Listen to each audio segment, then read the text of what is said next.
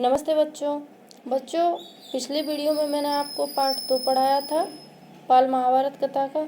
आज मैं पढ़ाने वाली हूँ आपको पाठ 3 और इसका शीर्षक है अम्बा और भीष्म। तो बच्चों, पिछले वीडियो में हमने पढ़ाया था कि राजा शांतनु की शादी सत्यवती के साथ हो चुकी थी। तो अब उससे आगे वाला पाठ हम इसमें पढ़ेंगे। तो बच्चों, अब देखते हैं। सत्यवती के पुत्र चित्रांगद बड़े ही वीर परंतु स्वेच्छाचारी थे। एक बार किसी गंधर्व के साथ युद्ध हुआ, उसमें वह मारे गए। तो बच्चों, जो राजा शांतनु की दूसरी रानी थी सत्यवती, उनके 2 पुत्र थे, चित्रांगद और विचित्रवीर। तो विचित्रवीर बड़े थे और चित्रांगद छोटे। तो वे बहुत ही, जो चित्रांगद थे वो ही हस्तिनापुर की राजगद्दी पर बैठे। तो एक बार वे किसी गंधर्व के साथ युद्ध हुआ और उसमें वे मारे गए। उनके कोई पुत्र न था, इसलिए उनके छोटे भाई विचित्रवीर हस्तिनापुर की राजगद्दी पर बैठे। विचित्रवीर की आयु उस समय बहुत छोटी थी, इस कारण उनके बालिग होने तक राजकाज भीष्म को ही संभालना पड़ा। बच्चों, आपको पता ही होगा भीष्म कौन थे।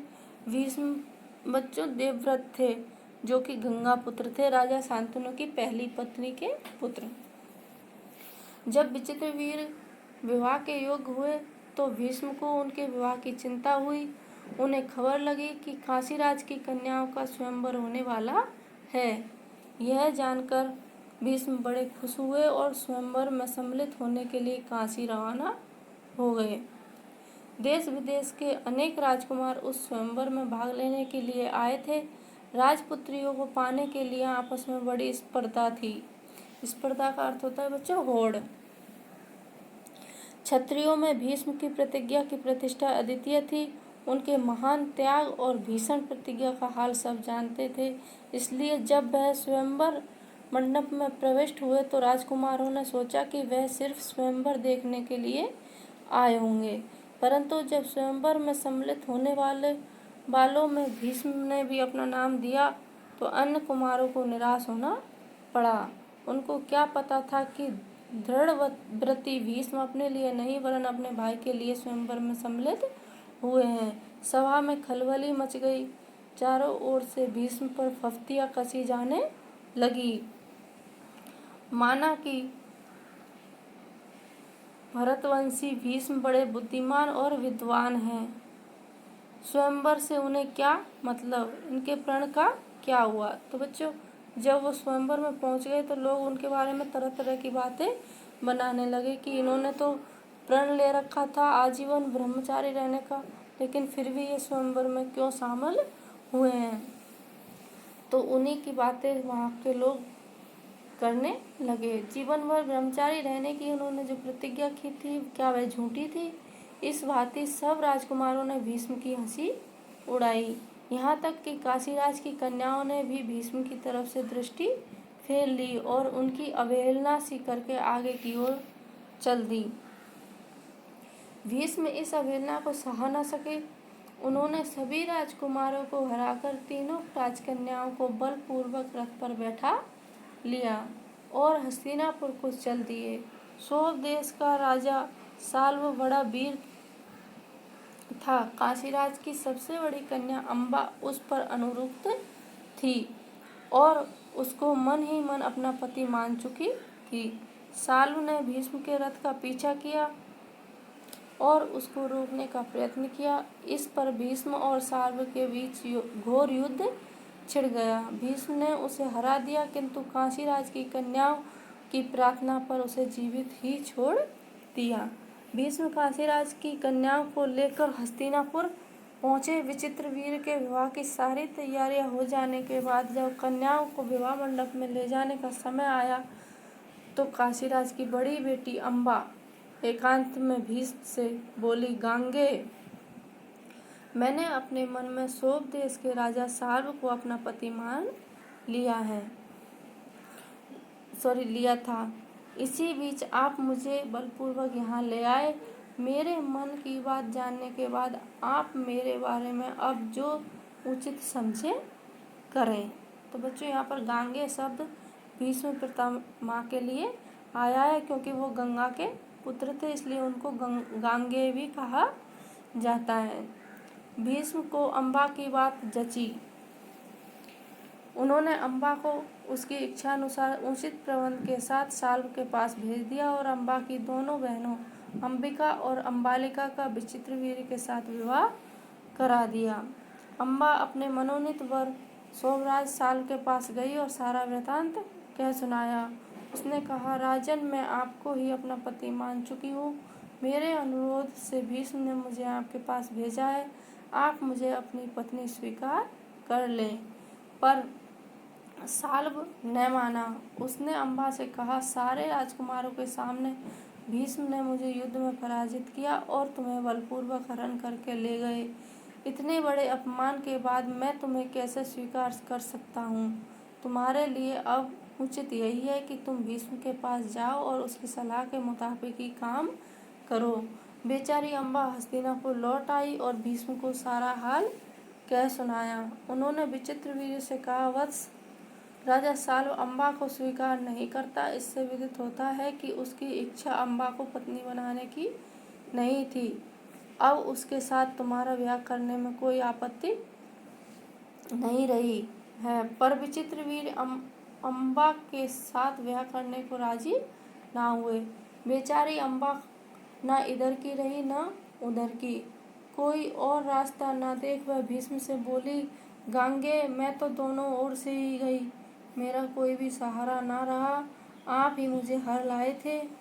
अतः अब आपका यह कर्तव्य है कि आप मेरे साथ ब्याह कर लें। हर लाने का अर्थ होता है बच्चों, यानी कि उठा कर लाए थे। भीष्म ने उसकी बात ध्यान से सुनी और अपनी प्रतिज्ञा की याद दिलाकर बोले, अपनी प्रतिज्ञा में नहीं तोड़ सकता। उन्होंने अम्बा की परिस्थिति समझकर विचित्रवीर्य से दोबारा आग्रह किया, पर वह न माना। भीष्म ने अम्बा को फिर समझाया और कहा कि सोमराज साल्व के ही पास जाओ और एक बार फिर प्रार्थना करो। लाचार अम्बा फिर साल्व के पास गई और उसकी बहुत मिन्नतें की, लेकिन दूसरे की जीती हुई कन्या को स्वीकार करने से सोमराज ने साफ इनकार कर दिया। अम्बा इस प्रकार 6 साल तक हस्तिनापुर और स्वदेश के बीच ठोकरें खाती फिरी। उसने अपने इस सारे दुख का कारण भीष्म को ही समझा। उन पर उसे बहुत क्रोध आया और प्रतिहिंसा की आग उसके मन में जलने लगी। भीष्म से बदला लेने की इच्छा से वह कई राजाओं के पास गई और उनको अपना दुखड़ा सुनाया। भीष्म से युद्ध करके उनका वध करने की उसने राजाओं से प्रार्थना की, पर राजा लोग तो भीष्म के नाम से ही डरते थे। किसी में इतना साहस न था कि भीष्म से युद्ध करे। क्षत्रियों से एकदम निराश होकर अम्बा ने तपस्वी ब्राह्मणों की शरण ली।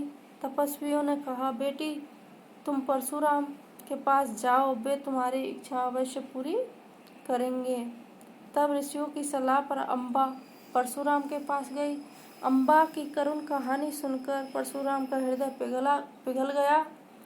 उन्होंने दयार्द स्वर में कहा, काशीराज कन्या, तुम मुझसे क्या चाहती हो? अम्बा ने कहा, ब्राह्मण वीर, मेरी प्रार्थना केवल यही है कि आप भीष्म से युद्ध करें।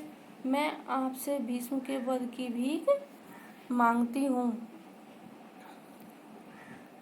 परशुराम को अम्बा की प्रार्थना पसंद आई। बड़े उत्साह के साथ वह भीष्म के पास गए और उन्हें युद्ध के लिए ललकारा। दोनों कुशल योद्धा थे और धनुष विद्या के जानकार भी। दोनों ही जितेंद्रिय और ब्रह्मचारी थे। समान योद्धाओं की टक्कर थी। कई दिनों तक युद्ध होता रहा, फिर भी हार जीत का निश्चय न हो सका। अंत में परशुराम ने हार मान ली और उन्होंने अम्बा से कहा, जो कुछ मेरे वश में था वह कर चुका। अब तुम्हारे लिए यही उचित है कि तुम भीष्म ही की शरण लो। पर अम्बा ऐसी बातों से कब विचलित होने वाली थी, उसने वन में जाकर फिर तपस्या शुरू की और तपोबल से स्त्री रूप छोड़कर पुरुष बन गई। उसने अपना नाम शिखंडी रख लिया। जब कौरवों और पांडवों के बीच युद्ध हुआ कुरुक्षेत्र के मैदान में, तो भीष्म के विरुद्ध लड़ते समय शिखंडी रथ के आगे बैठा था और अर्जुन ठीक उसके पीछे। क्या नहीं भीष्म को यह बात मालूम थी कि अम्बा ही शिखंडी का रूप धारण किए हुए है, इसलिए उन्होंने उस पर बाण चलाना अपनी वीरोचित प्रतिष्ठा के विरुद्ध समझा। शिखंडी को आगे करके अर्जुन ने भीष्म पितामह पर हमला किया और अंत में उन पर विजय प्राप्त की। जब भीष्म आहत होकर पृथ्वी पर गिरे तब जाकर अम्बा का क्रोध शांत हुआ। तो बच्चों, आपको हमारा वीडियो कैसा लगा? प्लीज़ हमारे वीडियो को लाइक करें और हमारे चैनल को सब्सक्राइब करें। धन्यवाद।